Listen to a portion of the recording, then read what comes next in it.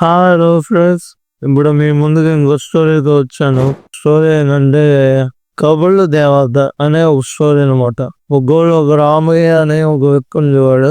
అతని పని ఏంటంటే ఊళ్ళో అందరూ కబుర్లు చెప్పడం. వాళ్ళ భార్య ఏమో పని చేసుకుంటా ఉంటది. ఈయన పని కబుర్లు చెప్పడం.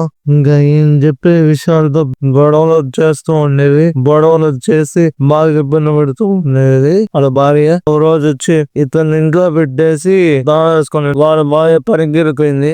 అప్పుడు ఏం చేసేవాడు అంటే గోడ కబుర్లు చెప్పేవాడు. అట్లా చెప్తూ ఒక రోజు గోడ నుంచి కబుర్లు దేవత వచ్చి కొంత డబ్బు ఇచ్చేసి మళ్ళీ వెళ్ళిపోయింది అనమాట. కొంతకాలం తిండికి బట్టకి పని చేసేదానికి ఇబ్బంది లేకుండా అయిపోయింది అనమాట.